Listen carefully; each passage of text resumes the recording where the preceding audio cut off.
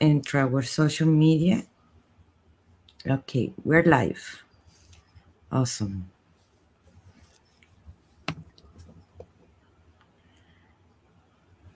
Yes, we're live.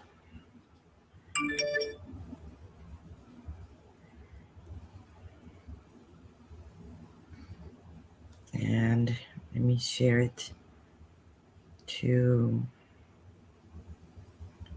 the group.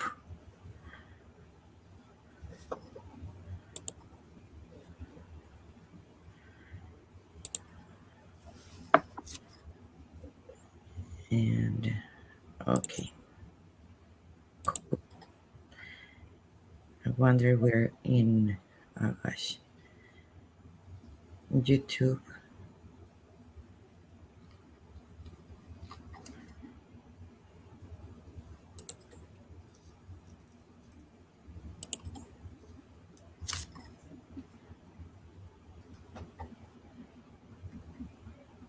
I think so.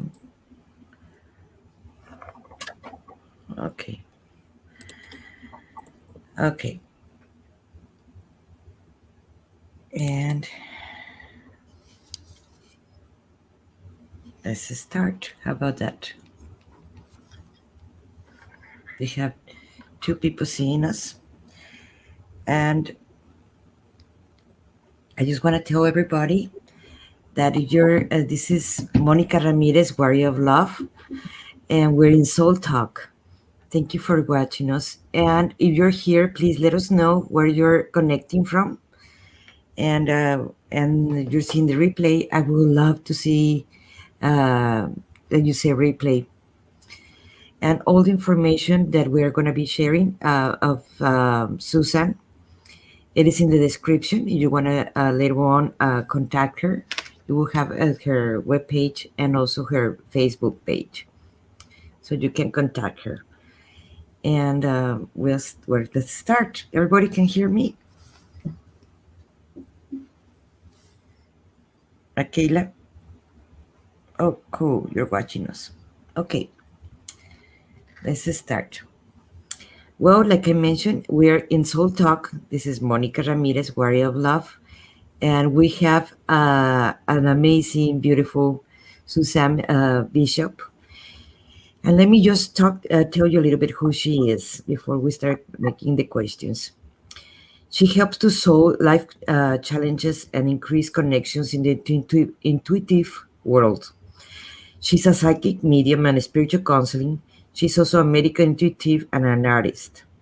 In her psychic medium sessions, she connects with loved ones who have passed on, so she can guide you in who are included in their lives at an etheric level by bringing clarity in the life issues, as well as she's releasing trauma of other experience, keeping us in stuck.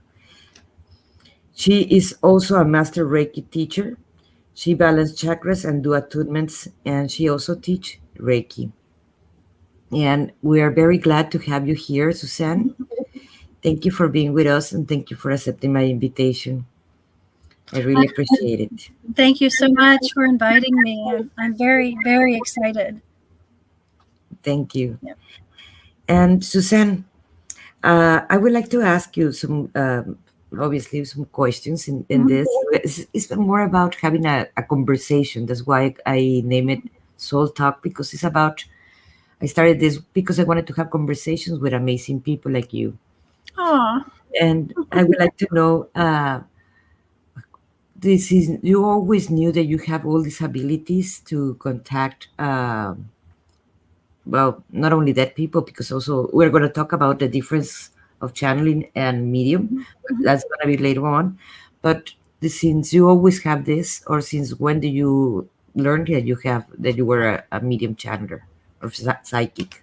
Well, I'll just, if I could use the term 3D and 5D. In 3D, which is the everyday world, and I think we have some feedback. I hope it's not coming from my end. But, I just was born into this world, and as far back as I can remember, I've had conversations and really a consciousness of interactions at people that are sorry, there's somebody calling me. I always knew that there was something outside of what we saw before our eyes that would be recognized by everyday people, like my kindergarten teacher, all kinds of things. I've always had conversations with the unseen world. I guess that's how you would describe it. And also conversations with the animal world and the insect world and the tree world. I had relationships with trees when I was really young, a toddler. And so, one could say that I'm schizoaffective disorder, but I'm not, and it would be okay if I am. I don't know why I live this life the way that I do, but I feel that since the New Age community has gotten stronger and stronger, I'm not so much alone. Yes. And I remember when I was little, but the majority of the kids actually in the world that I know, and I'm not thinking this is only my family, they have that ability. But when they start growing, obviously the adults tell them, oh, you're crazy, that imaginary friend do not exist, and so forth. And kind of it builds a block of they don't want to be ridiculized and so forth. So that disappear. Yeah. Sometimes it come back in the teenagerhood, or sometimes, depending on the parents that you had, it will continue the rest of your lives, but that's why I was asking you if you always had it or it was blocked out. Like I remember. No, it never got blocked out. No, that's interesting. Sorry to jump in like that, but it never got blocked out. I think it never got blocked out because I did not come from a highly spiritual. I'm sorry, this woman. Okay. Hello, Lois. I'm on air right now. Can you? I know, and we're trying to get on, and so we wanted you to know that. Okay. I have the host here right now. We have Lois Hurt who wants to join in, and they're not having any luck joining in. We also have Charlotte who's trying to join in with all 5 of us, and she's having less luck than I am. She had to register to StreamYard, I believe so. Or she can I'm actually having here in Facebook, if she wants to answer any questions, I can read her. Okay, Lois, I don't want to interrupt the show here, but let me please get you the right information on text. Is that okay? She can go to Soul Talk directly, and she can. Goes to my phone, which was not connected to the internet. Okay. No, I'm not going to do that. No. Okay, what is it? Tell her what it is. Soul Talk in Facebook. She can Soul Talk on Facebook. There will be a link on there. Soul Talk, all one word. It's 2 words. 2 words. 2 words. You can see the logo on top. Yeah, 2 words. Soul Talk, 2 words. Monica Ramirez, Warrior of Love. Monica Ramirez, go to Facebook first. Is yeah, that it? The link will be on there, correct? Yes, it's in there playing right now. Yeah, it's playing right now, actually. So you'll be able to see it. Beautiful. Okay, so Lois, I hope you guys get on. I'll talk to you guys soon. So that worked out. Sorry, everybody who's ever on. Sorry about that. Okay, we were talking about you say you never lost it. No, my parents were not highly religious. My dad was kind of New Age, and I don't think he recognized that he was. There was not a name for it back then. But I never lost it because I was always on my own, and I always did my own thing. So there was nobody to drum into me that it didn't fit in. Do you know what I mean? Yeah. Yes. In fact, when I was 7, I remembered several past lives, had conversations with people. I did try, I don't mean to be morbid, but I did try to kill myself when I was 6 and with a scarf. So it was a half-hearted attempt, but I didn't really want to be here anymore. I wanted to go home. I knew where home was. I could fly when I was home. I didn't have this heaviness or my mother traumatizing me anymore. And I had the scarf around my neck and it got really tight and like instincts kicked in and I was trying to undo it. And spontaneously I talked to a spirit guide or maybe my oversoul. And he said, oh, no, don't do this. If you do this, you'll have to come back and just do it again. Yes. And no 7-year-old or 6-year-old thinks that way. It wasn't in my head. It was coming from an outside That's source. what I was going to tell you. Actually, they do. The majority of the star seeds, we don't feel we fit in. Yeah. That's something that we have all in common. And right now, we're more and more. It doesn't matter where we live. It doesn't matter what family we are. We always want to go home. Yeah. And there are many hypnotherapists that actually we talk about that. Yeah. Because we don't feel that we want to go home, all of us. So that was totally normal for a starseed. Maybe not for the people that are in the 3D like you mentioned, but for many the ones that were awake and they start working themselves, we never felt we were at home. Yeah. It's very hard 3D actually for all of us. Yeah. I have to ask you, okay, but I imagine that your gifts and your talents that now you have that you work with people and so forth, it became stronger. And I believe also at the same time that many of us, we have many awakenings at the same time. Mm-hmm. And when was your last awakening? What happened? Because oh my gosh, I sent you the video this morning. I think I had a major transformation recently. I post a lot on Facebook Live. It's part of an ongoing travel journal, my travels to Colorado and around the Southwest and back again. I had an awakening to, it's like an ongoing awakening. The first awakening with my personal transformation as a human being, if we want to go and take it that way, is that I really never embodied my flesh and blood. I was always somewhere else. Now, whether you want to call that dissociation or not, I don't know. But if I'm a multiple, I was a multiple with the angels. I was a multiple with my higher self. So I found out recently that I was never fully in my body. So that was a shock when I landed. And the next transformation came with my fetal brain trauma that happened either right at birth or before I was born, not bonding with my mother, having some autism, which was shown at birth, but nobody really understood it. You know, I asked my mother when I was 12, why are you so mean to me? You know, why don't you treat me like my brothers?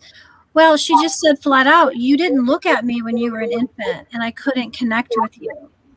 Nobody knew I had a fetal brain trauma. And also you cried all the time. And so these are all indicators of something going on which was never addressed. But that's a whole other thing where like your soul contract leads you in a certain direction to have these integrations, to have these epiphanies, to have these experiences of transformation. But the transformation was for me that my mother did love me, but she couldn't love me in a way that an infant could understand. That's almost all our relationships. That's why exactly. That's why we have to have the love for ourselves, because no one is going to love us how we want to be loved. Exactly. Yes, I totally get that. And this personal transformation that I had was a missing piece for me most of my life, whether it was subconscious or not. I was always trying to get that aspect from any marriage and any relationship. And it didn't destroy the relationship, but it created a tension, an unacknowledged at time burden on the other person, you know? Yes. So anyway, that was my most recent one. And I think as the times that we're in grow, I see it happening to a lot of practitioners in the intuitive arts. I am able to do remote viewing now. My abilities have increased quite a bit. Yeah, that's what I mean.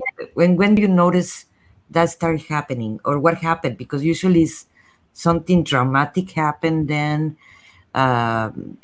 Sometimes people get in car accidents or near-death experience or divorces or lost or something. That's when something happened to us, traumatic. That's what it wake us up and change our gifts. Yeah, so that's what I was referring to. Yeah, as far as to answer that question, the only thing I can remotely acknowledge is meeting a twin flame. And I'm not sure, like everybody's twin flame experience is different, but there are markers. That was beautiful at the same time, very traumatic.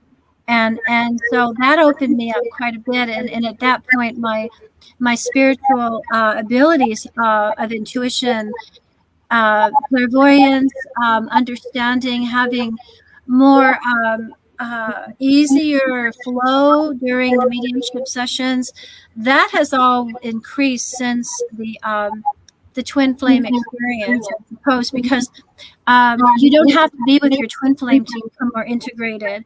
In fact, the integration that I just explained probably would not have happened if I did not meet this person.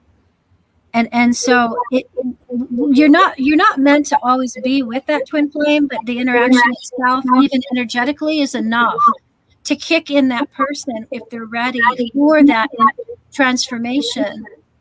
Yeah, you can have many, many twin flames and soulmates that I know is only one, I believe so. I might be wrong in this information, but the difference is the twin flames are the one that's going to help us in different lessons. It's not fun. No, it's not fun. You have to be a soldier. You really have to be a spiritual soldier to deal with it. You really do. Yeah, right now that's why we have many divorces, because people are not staying with the teachers. Let's put it like that. Yeah. Oh, interesting. Because I see everything like there's always you're going to learn from many teachers, and each person is going to teach you different things. And our twin flames sometimes are very hard to be around them, and sometimes, but they're amazing teachers. I really thank each one of my ex-husbands because I learned from all of those twin flames. Nice. I wanted to ask you, okay, what are your gifts? Because now you're saying that you're, I know you're a psychic, I know you're a medium. What else you have? Well, where I've been in the last 20 years would be in the intuitive arts with tarot, astrology. I didn't start doing mediumship until about maybe 10 years ago, professionally. And then energetically, I have a way of being able to counsel people or coach people a certain way. It's a strength. But where that's heading into more and more as I moved out to my land is becoming more of an advocate for people, a writer, continuing with a lot of the modalities like Reiki and intuitive arts. But I'm leaning more into where I'm phasing. I'm hearing the guides are telling me. I'm hearing like I'm phasing into the next part of my life, utilizing and understanding energy on a whole new level, almost like intuitive energy. And so who knows how that's going to be concretely played out. But I learned by trial and error in my life that it's best to be autonomous and hardworking, but at the same time allow divine timing to happen and allow synchronicity to happen. Yes. So I will be led in a much more concrete direction based on my responses to my environment. Right now, I feel like that we're going in layers and layers. And if you understood like what it was unconditional love, you're going to go to a different, more profound layer. And that's what I'm seeing right now with the energies in this moment. That I'm going to ask you a question. Thank you. That's beautiful. I wanted to ask you how this trauma that you said that you had about your brain that you have when you were before you were born. In fact, that's what we're talking.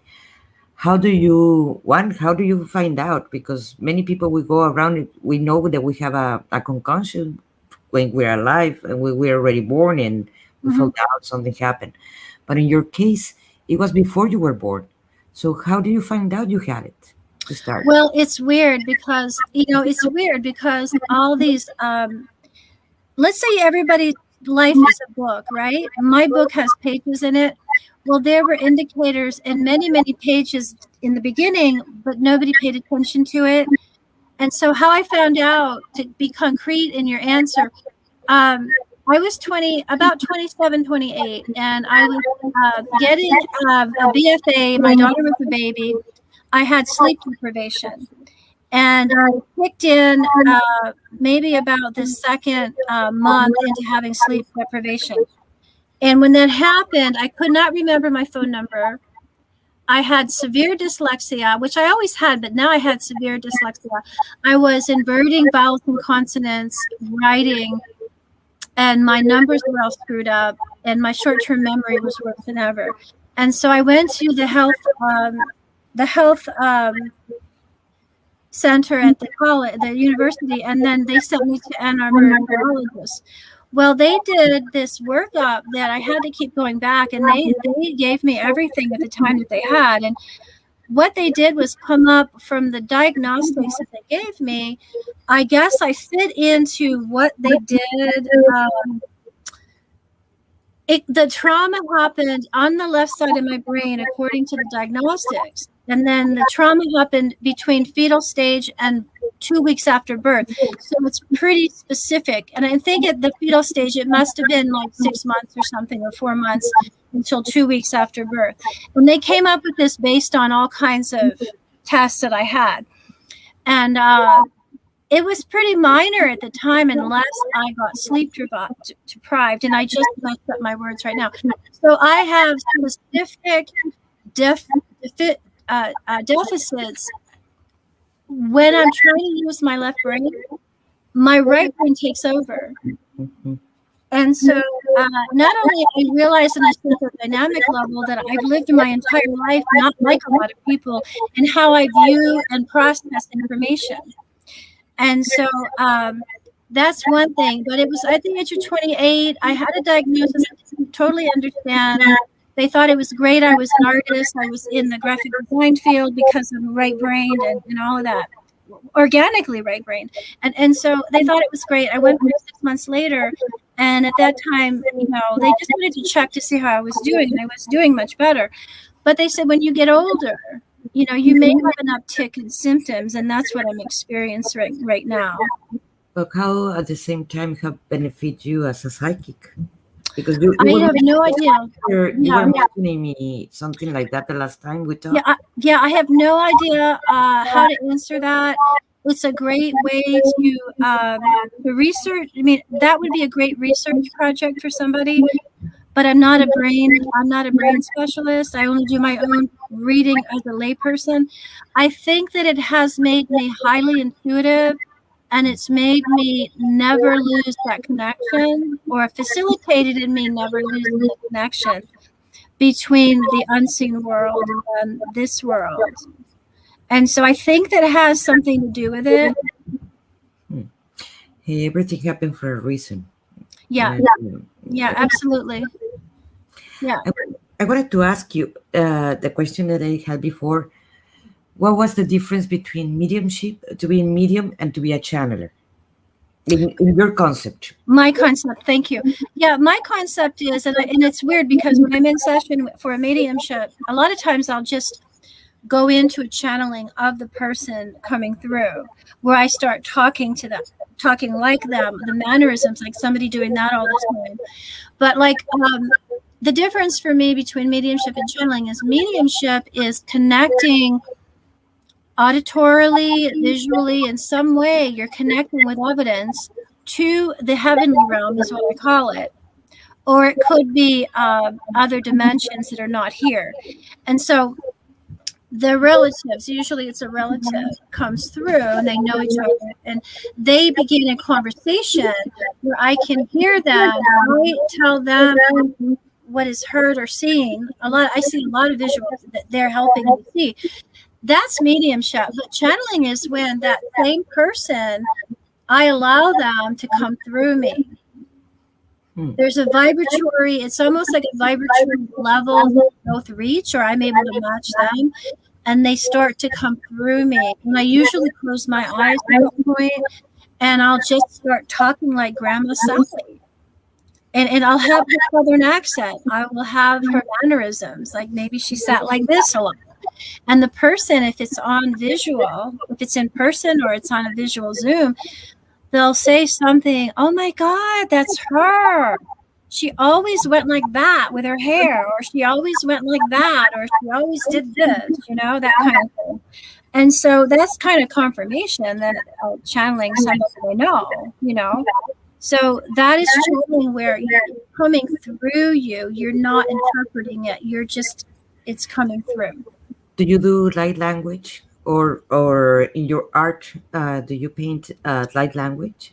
It's funny that you said that. I want to start going back to that, because as a kid, my doodles were always geometric shapes. They're different light languages, but that's Yeah, it's a written one. I don't do verbal light language. okay, because that's another way of channeling. That's why I was asking you. Yeah. Okay. And obviously you use all this with your clients, I imagine, right? Most of my practice is mediumship. The next would be tarot, past lives, and then Reiki.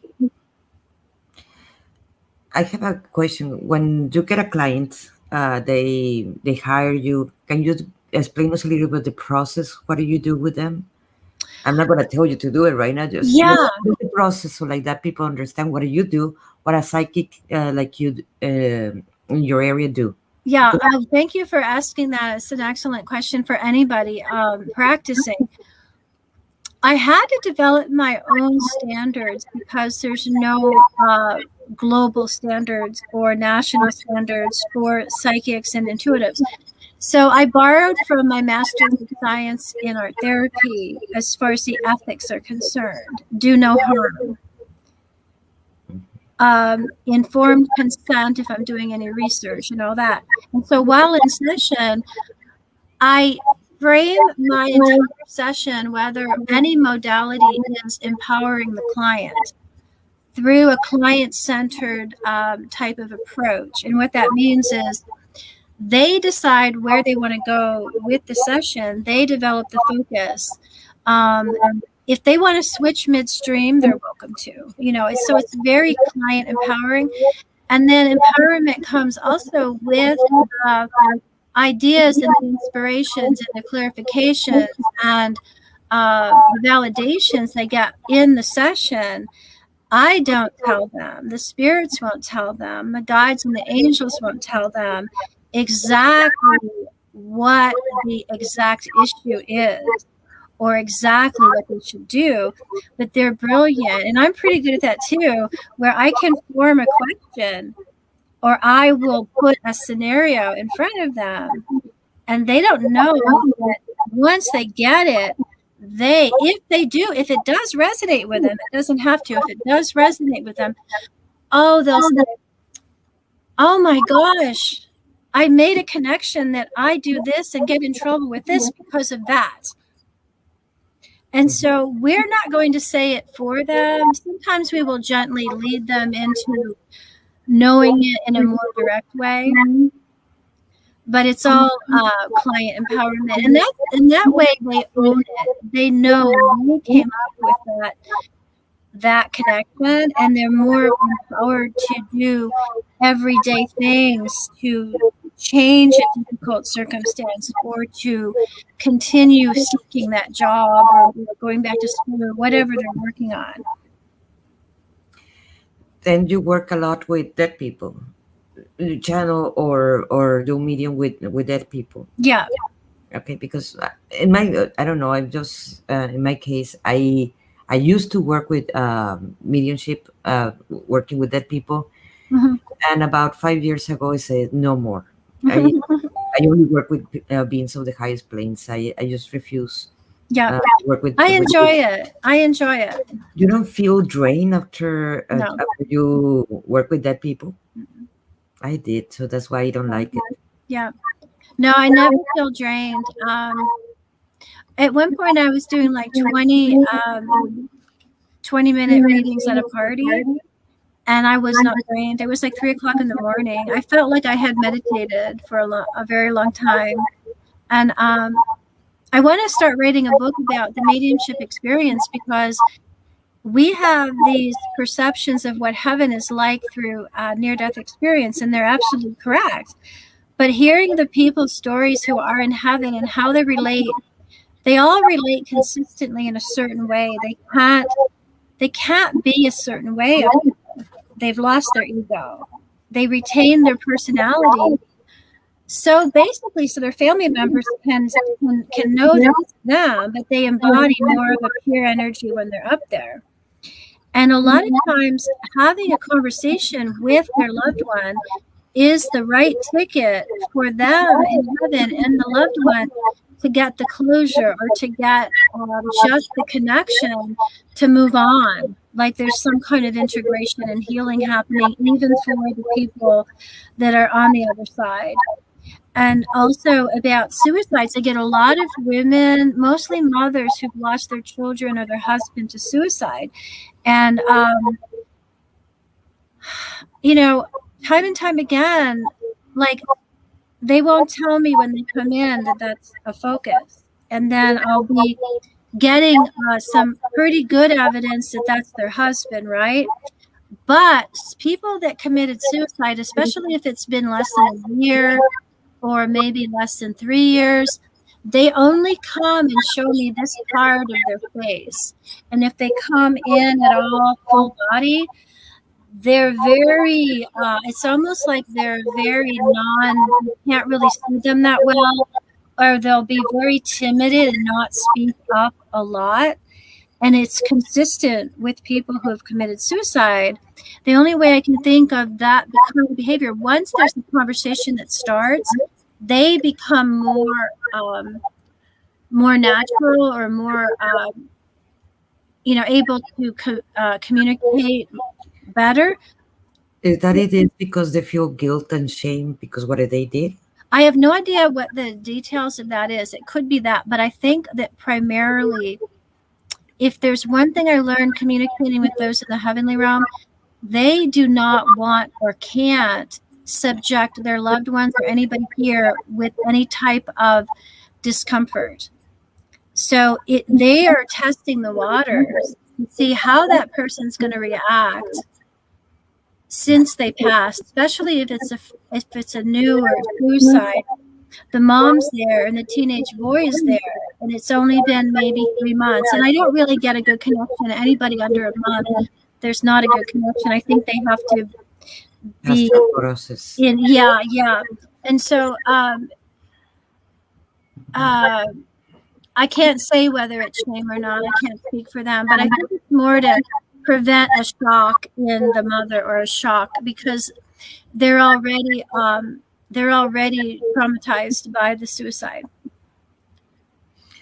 We have some people watching us.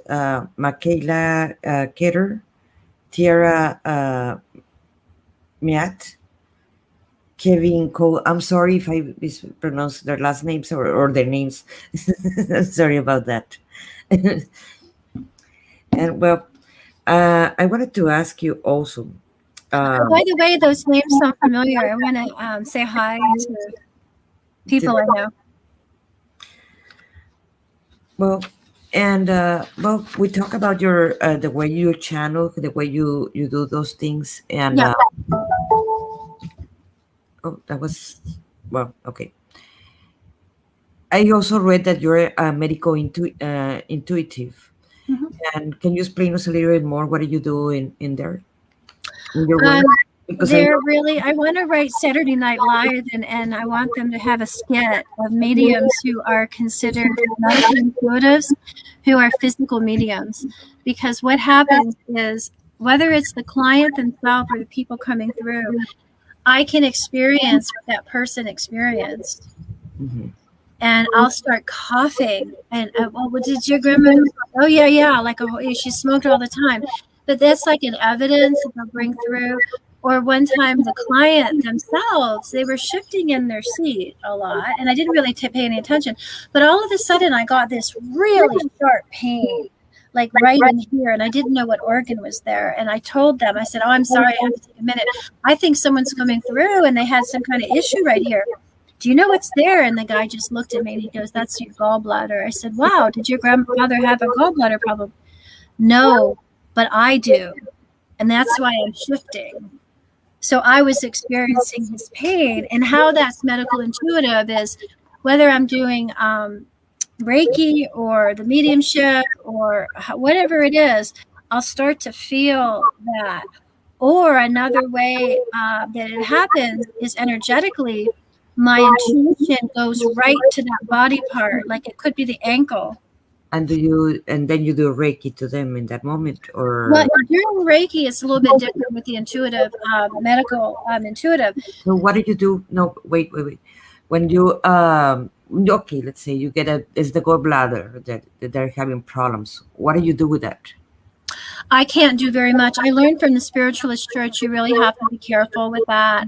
I use it or allow it to use me for evidence in mediumship that oh yeah, my dad died of a brain tumor. That's why your head hurts right there. You know, that kind of thing. Or if I'm in a Reiki session and the energy will be a certain way, and then I go over their ankle and it feels like there's missing parts to it or something. There's no energy there. And so I'll just ask them, I said, did you ever have an injury to your ankle? And they, usually will say, whenever I have that experience, it's something that there's an issue there. And so where I go with that is, I tell them I can't tell you that I can't say anything with diagnosis, and I'm not. I want to be clear with that. And I want you to know that it's up to you whether you see a doctor or not. I can't tell you how serious this is. I have it back there. I actually had to buy a visual anatomy, which I had as an artist, but this was for medical professionals, because sometimes when I'm with somebody, I'll see like what are really neurons or really nerve endings, and I didn't know what they were. And so I look at the medical journal, but I can't help them very much other than the person becoming validated that, yeah, my headache is real, or I should go to the doctor. But I don't tell them they should go to the doctor. I don't tell them not to see the doctor. Because I have met many medical intuitive that actually did work with healing certain parts, and there's a very famous in India, in fact, he have a hospital that he runs. And he heal people with that. That's why I was asking how you do it, because everybody's different. We all, something that it has to be, I want to be very clear with all our audience, that each one of us, we have our gifts and we use it in a different way. Yeah. So each one of us, we are different. Yeah. And not because one do it this way, everybody's going to do it the same way, because we're all different. Right. I agree. And we have Catherine from Australia watching us. So Triadis, how are you doing, beautiful? Nice. Well, one thing I want to say, I decided to go professional with an intuitive type of practice way back in the mid-90s. I had been doing some tarot professionally at psychic fairs, and I got a letter from a woman who I read for. Her husband was sitting down at the table with her. And I remember distinctly, she was asking a lot about her husband's health. And I said at the very end, he said, this whole time we've been sharing time together, you've been asking about your husband. Do you ever ask about yourself? I really feel you need to go to the doctor. And that's very rare that I felt so strongly. Yeah. And she did go to the doctor. She had a tumor. She wrote in the letter she had a tumor. And she said if I hadn't told her to go to the doctor, she probably wouldn't have, because she was so involved in her husband's health. She was ignoring her health. And that's the kind of healing that can happen in really a simple tarot reading. Of course, when you're dealing with something like that, I learned from the spiritualist church, you can't freak them out and say you have a deadly disease. You have to be really general, but also very serious. Really, I'm saying you really should go to the doctor, that kind of thing. You can't say you're going to die if you're not going to die. Of course, everybody knows that. But so that really led me down a path that scared me a lot. But it really led me down a path of validation that I really should, take up a soul contract I felt I had and take it up, I have a question, another question that there are many readers and many psychics around the world. I bet you know. We work together, Yeah. all the star seeds or light workers, whatever you want to call us. But what it makes you different from the rest? Because we all have our signature way to do things. Yeah. What is your signature way to do things? I would say the strength, if I could frame it as a strength, would be I'm a very good listener, in the sense I'm able to be energetically with that person, so they're feeling supported as they tell their story. And so that's a strength. Another strength is accuracy. A lot. There's a lot of accuracy. Not with every client. There are some clients who are very blocked, or I'm blocked from them, or whatever it is. And then another strength would probably be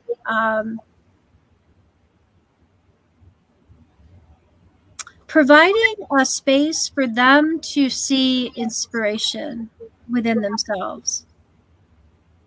Like empowerment, I guess. Okay, I have some more questions, but there is a question from Marianne Murphy. Okay. That is for you. She's saying, my son passed away, and you know if you want to answer, is your option. My son passed, and I am having a really hard time.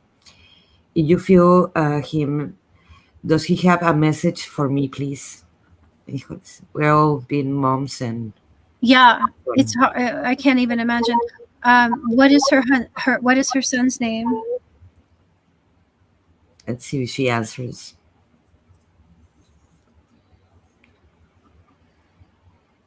Not yet. No answer. Not yet. But well, I'm gonna continue, and if she answers, she put her name. I will let her. I will let you know. Okay. You're teaching more. I know you mentioned that you teach some classes. Mhm. What are you having a class already programmed for now? No, I'm concentrating on getting ready to move back and get my home up in Colorado.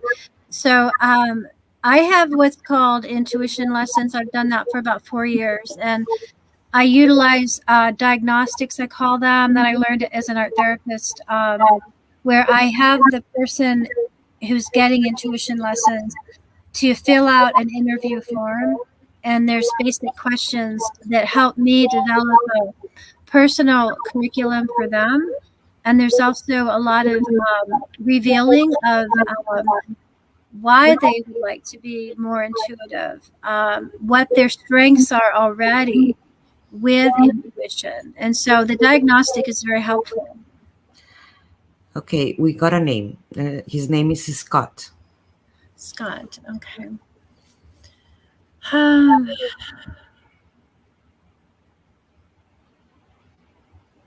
Well, as I move into Scott's frequency, I feel that there is a lot of love coming toward his mom, more so than I guess kids that age would have. I'm seeing almost a teenager, and I don't know how old this woman is. I don't know how Scott is, how old he is, but it's more what comes through right now is like an essence of him, maybe in the prime of his life. It could be even younger than a teenager, and at this point, there's like a little bit of visual buildup of like evidence, and I feel that there was some type of suddenness with his death. He's 28. Okay. Yeah, I'm picking up like more of a lighter color with him, lighter skin, lighter hair. Not blonde, but I don't know, butterscotch comes to my mind. For not yellow, but and so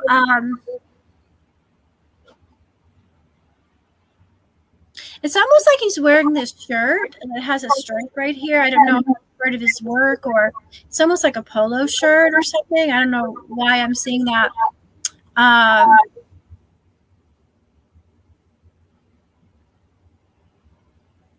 I'm smelling something. I don't know if it was when his moment of death.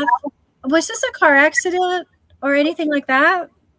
Because I'm smelling something burnt, like maybe burnt rubber. Waiting for her answer. But this is how it usually goes. Like I'm getting impressions and I'm getting things, and then we start to talk about it. Yeah, she wanted to know if you have a message from him for her. Yeah.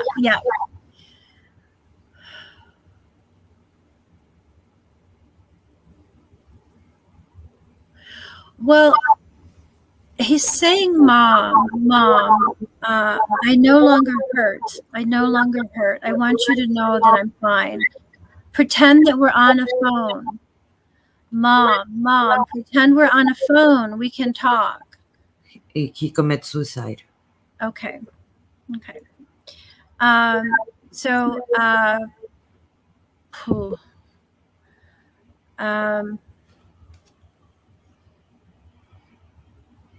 How long ago did that happen?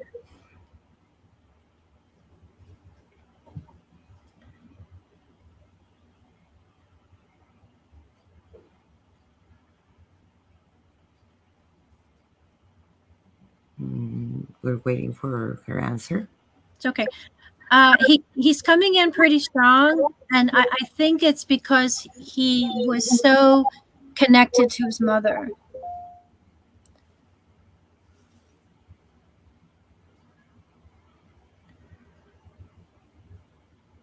But I liked when he said the telephone line. April 20. Okay, April 20th. It's almost a month. Yeah. So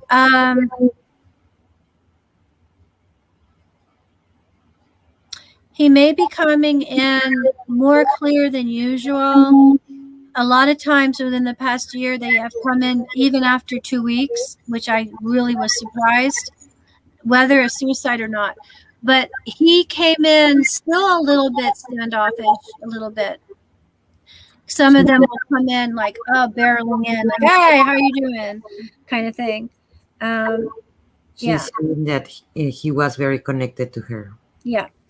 What about his hair? I mean, why am I seeing like a tawny color about him or his hair?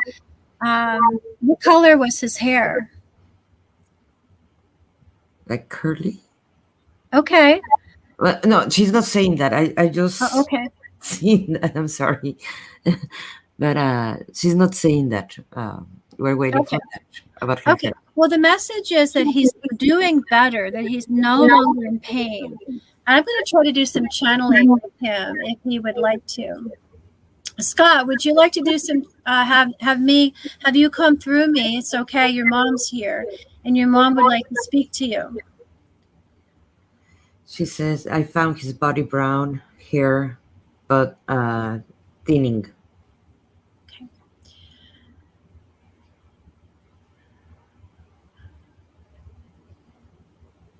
Mom, I have residue of when I passed. This area here in my diaphragm and here feels not pain, but I may have damaged something. I'm not sure. But I'm fine, Mom. I'm fine. And there's lots to do up here. I'm able to speak freely up here. I'm able to speak freely and be okay with who I am. I know that I'm dead. I know I'm in here. I'm here. I'm not there. I'm here. I know that. But I am in the middle of getting used to this. I want to tell you that I'm sorry, Mom. I had reached my limit and I did not know I had a limit like that. I will be in touch with you, Mom, as if we're on the phone. The phones that you have now are beginning points from what I know here in the heavenly realm. The cell phones that you have now, you won't need them in 100 years. You will be connecting with people like I'm connecting with you right now. She's But saying, I'm sorry. her mom saying, Marianne saying, did he mean for me to find him hung like that? I don't understand that question, Marianne. Well, let me ask her. I had a brief moment of dread that he had used a telephone line. Did he use a line or a wire of some sort? Because that's what I'm feeling.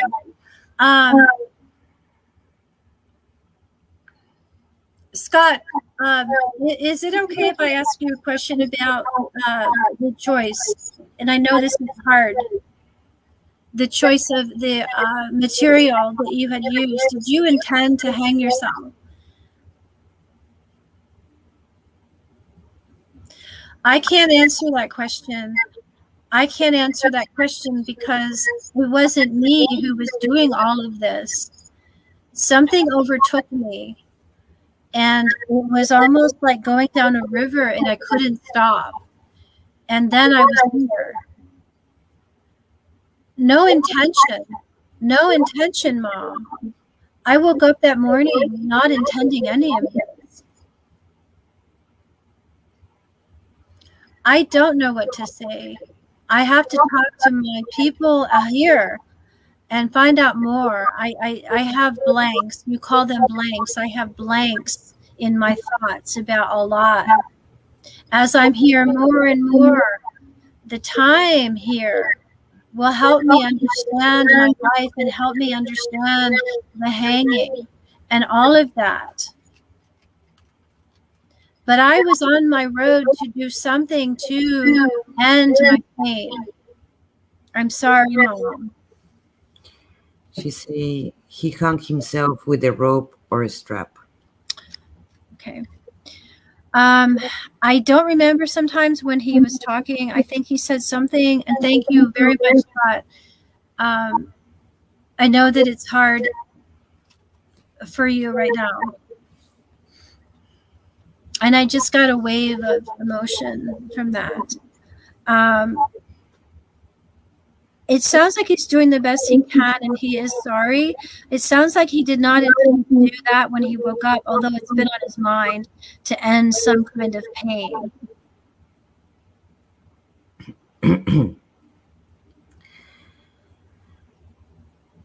Yeah. These things are tough. And Yeah. maybe that's one of the reasons I like to channel. Yeah. Realize the highest planes. Yeah. Do you mind if I shut it down? You can feel the Yeah. excess of pain around, it's and it is, and Yeah. I'm sorry, Marianne. I'm so sorry. Mary, yes, I'm so sorry that happened. My partner passed away as a suicide in 2016. But do you mind if I shut down before I forget? She says, makes sense. Okay. Scott, thank you so much. I think your mom is very happy to speak to you. I don't see her. I'm talking to a box. I'm talking to my laptop. And so Did you want to contact her? Just laughing at that. And so thank you, Scott. We're going to shut down, and I think your mom will be happy to speak to you. We're going to shut down. Thank you. Marianne, you want to contact later on Suzanne. Her information is in the description, so you can contact her later on. And she said thank you. Yeah, it's difficult. It's very difficult. Yes, it is painful. Yeah. I can't imagine, but well. Okay, beautiful one. Would you like to say something else, a message that you have channeled or something like that for the world, something positive to end the conversation? Well, positive, yes. And thank you for inviting me. I hope everybody enjoyed the show, right? And always remember your power within. Always remember your power within, and do not give your power away. I hope that's positive. Yes, it is. Because we tend to do that, to give the power away to everybody. Yeah. It's part of the program. Yeah. And I just want to like to announce for the next week, we have Kelly Monique, a very dear friend of mine that we studied together NLP in New Zealand. And she's a psychic medium too. And she's going to be the next Monday at 7:00 p.m. Central Time. And we would love to see you guys. And thank you for watching us. And Marianne, you can contact Suzanne. And her in their description, her Facebook is there. Of anyone that wants to contact her or wanted to see her work, they're in there. Also, you can find her website, so you can contact her. And thank you for watching us. And thank you, Suzanne, Thank you. for being here. Thank you, Catherine. And yes, thank you for everybody. We have about 5 people. It went up to 8 people. Thank you very much. Thank you. Thank you.